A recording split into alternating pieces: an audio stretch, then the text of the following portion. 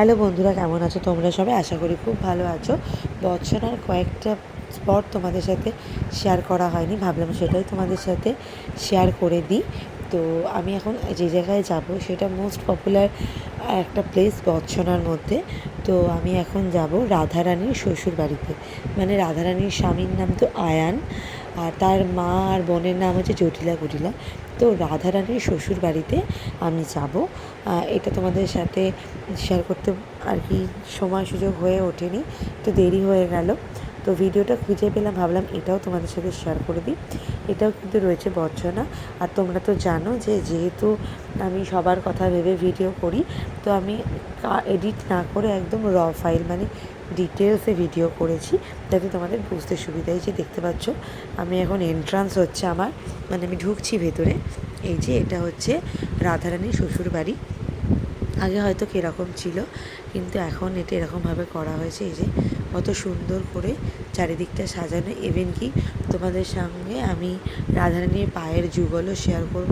এই যখন গিয়েছিলাম তখন ওই যে বললাম না, বৃন্দাবন মথুরা বৃন্দাবন একটা নিয়ম আছে, একটা না কোনো ঠাকুরের মন্দির খোলা থাকে না, কিছুক্ষণ খোলা থাকে আবার বন্ধ হয়ে যায়। ধরো কয়েক মিনিট করে খোলা থাকবে, আবার কিন্তু বন্ধ হয়ে যায়। এই যে রাধারানীর পায়ের ছবি তোমাদের সাথে শেয়ার করছি।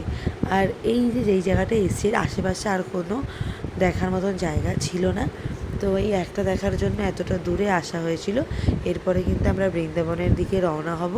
ওখানে কিন্তু অনেক ঘোরার স্পট আছে, সেগুলো শেয়ার করবো। আর হ্যাঁ, তোমাদেরকে তো বলেইছিলাম যে এই যেই জায়গাগুলো পসিবল হবে ডিটেলসে দেখানোর, সেগুলোই কিন্তু তোমাদের সাথে শেয়ার করবো। আর যেই জায়গাগুলো পসিবল হবে না ডিটেলসে দেখানোর, সেই জায়গাগুলো কিন্তু আমি শেয়ার করতে পারবো না।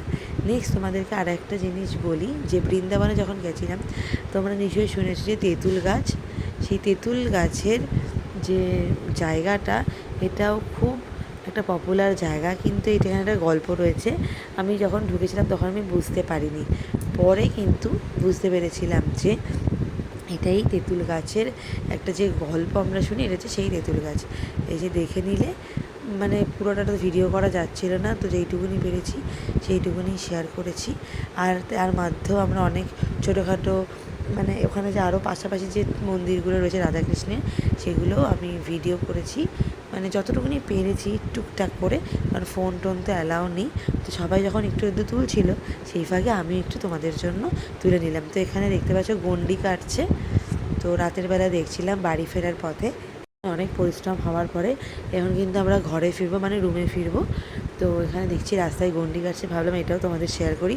সত্যি বৃন্দাবনটা খুব সুন্দর একটা জায়গা। তোমরা যারা গেছো তারা তো জানোই, আর তোমরা যাওনি বলবো একবার গিয়ে দেখে এসো, আশা করি তোমাদেরও খুব ভালো লাগবে। তো ভিডিওটা এখানে কমপ্লিট করছি, দেখা হবে পরবর্তী ভিডিওতে।